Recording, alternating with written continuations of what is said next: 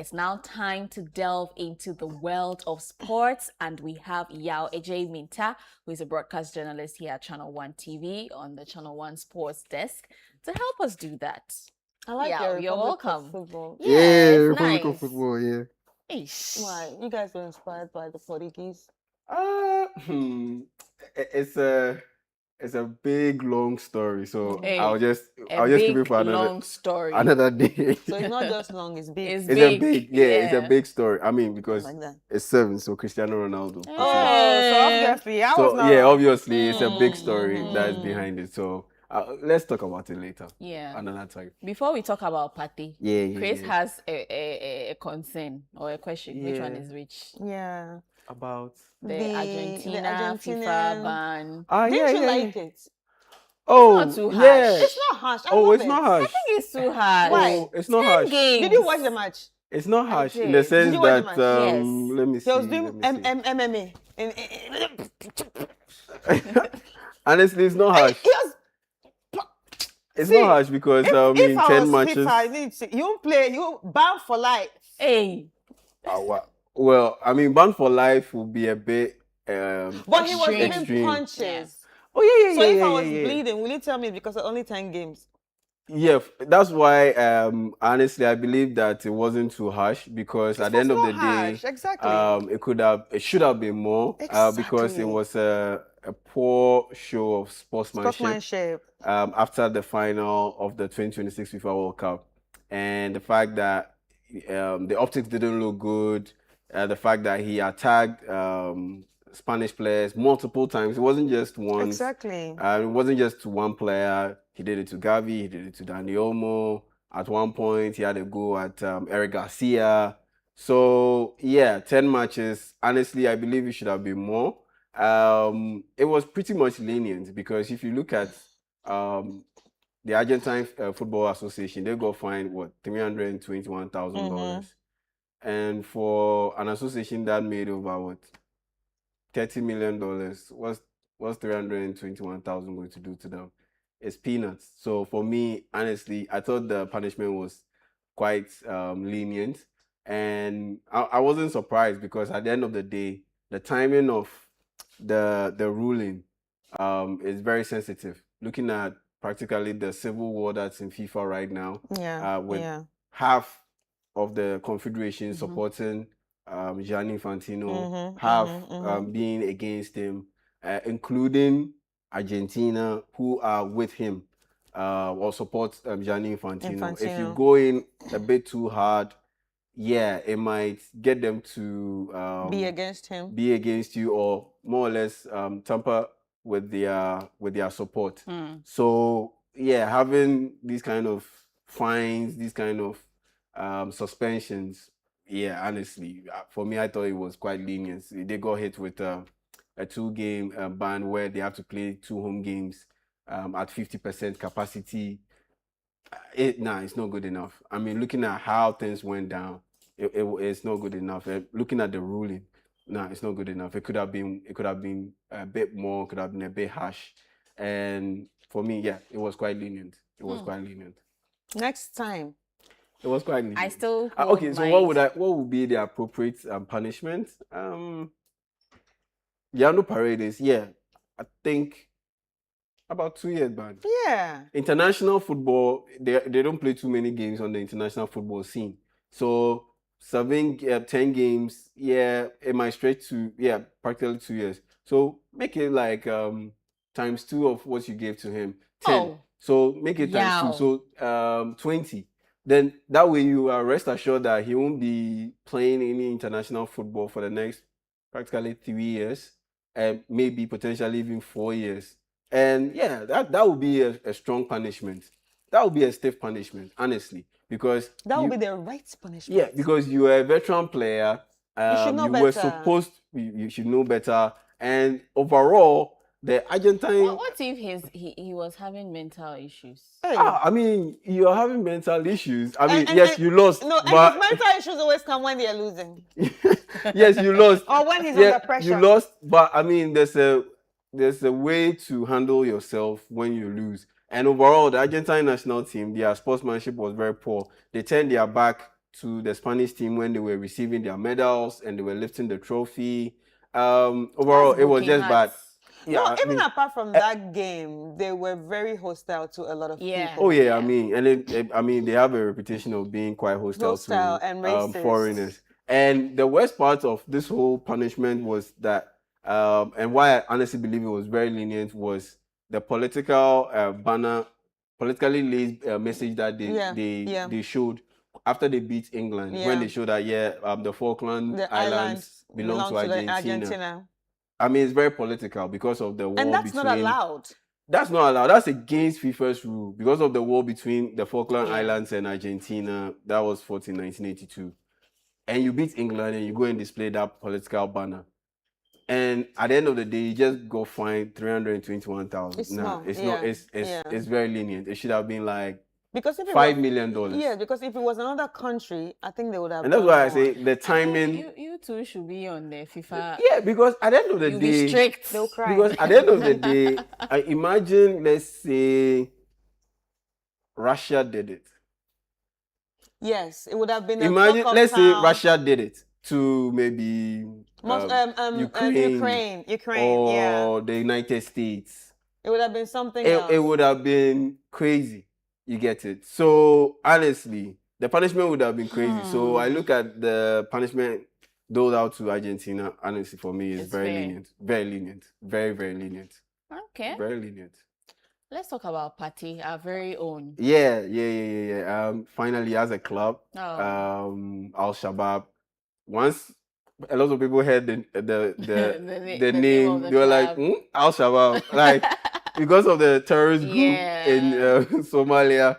So yeah, it created some bit of panic. But there's Al Shabaab, the football club, not the terrorist group we are talking here or we are referring to here. It's in the Saudi Pro League. Quite rich. I mean, practically every team in the Saudi Pro League is rich.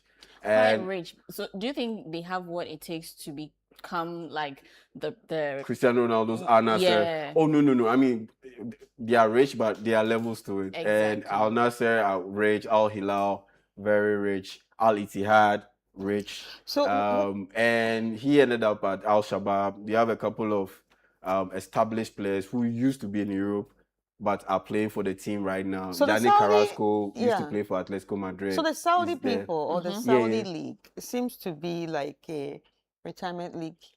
Yeah, more or that's less. what- Yeah, more or less. I mean, the And guy the is Chinese 33 league years too. old, so Is what? he's 33, Okay. and he's Like played. is football 33 or real 33? Well, I'm Well, he's basing 33. I'm basing it on the number that is on the official record. record. Yeah, he's 33 years, and he's played in the top leagues in Europe for at least a decade. And so what that means is now that you have a situation where your playing ability, not the overall quality, but his mobility was questioned by his former head coach at Villarreal, that's Marcelo. And you have a situation where you have off the field troubles. Yeah.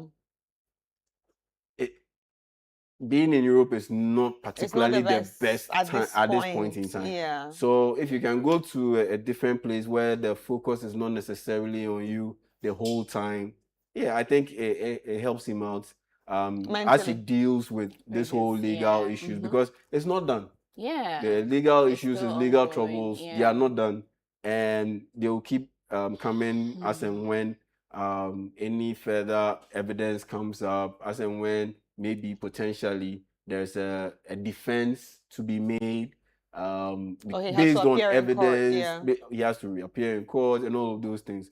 So he's stepping away from all that. I think it helps him a little bit as we all await the final ruling on that particular case. But yeah, good for him. Sign as a free agent. Will get quite a lot of money. At the end of the day, he gets to play and do what he really loves, which is play football at the top level. And so, I think it's a good thing for him. And for the Black Stars, it also helps a little bit because we have quite a number of players who are free agents. They don't have their clubs. We don't have clubs to play for. Okay. I mean, Andre Ayew is a free agent. So do you Jordan see- Ayew is a free so do agent. you see them- Kwesi Sibo is a free agent. Do you see them transitioning to that league? Jordan, if he wants to, he can easily Because- transition to that league. Right. Okay. If he wants to, Dede Ayew can easily transition to that league. But I get this feeling that But they Dede still want was, to be yeah, play in Europe. Yes, I get the feeling that they still want to play in Europe. Yeah. That's the reason why they remain unsigned. Other than that, if they want to go play in the Gulf or maybe in China, oh, easy. Or maybe in the MLS, yeah, they can easily get clubs. Do they get the kind of say money they get in the like? Can you compare what the Saudi league pays to the MLS? MLS, it depends on your status. Right. If you are a big name like player, a Messi, they will create a whole. Messi actually earned from them. They'll create a whole system for you. They'll call you they tag you with a designated player. They tag you as a designated player. Yeah. So you operate or you get paid differently from the others. From the number one. So you know the MLS, the North American sports leagues, yeah. they operate with a salary cap. So every player has to fit within that salary cap based on the amount of money that the club gets ahead of the new season. But if you are a designated player, you get to earn more than what you usually get under the salary cap. More or less, your salary doesn't directly gets counted against the salary cap. So you are a designated player. So you need to be of that status. And it's just a few or handful of players that get that kind of treatment. And at this point, will Jordan Ayew get it? No. If he goes to the MLS, he wouldn't make as much money as he used to at Leicester City. Yeah. And so if he goes to the Gulf region, let's say Qatar, Saudi Arabia, oh yeah, he'll definitely make it and potentially make more. Because though he's not as big as he used to be, but in the Saudi league, in the Qatari league, in the, let's say, Kuwait league, oh yeah, he is a big star over there, or he will be a big star over there, Probably and he'll be able to earn a lot of probably doesn't money. want to consider it because of the heat. Oh, I think I mean, it goes beyond the heat. I think it's because of what has to do with the family stuff. And that's why a lot of people were surprised that Salah didn't go to Saudi Arabia, but he decided to go to Turkey. It goes beyond just the player. At some point, it goes beyond you because so many things you have a wife, consider. you have a family, the kids, the school that they go to, their friends, the country itself. They were born in, let's say, England, Spain. Do you really want to quickly move them to? Can they transition into that Saudi Arabia? Saudi Arabia is very conservative. They grew up in a liberal system, a culture. Can they handle that shock? So all of those things goes into the decision making. Right.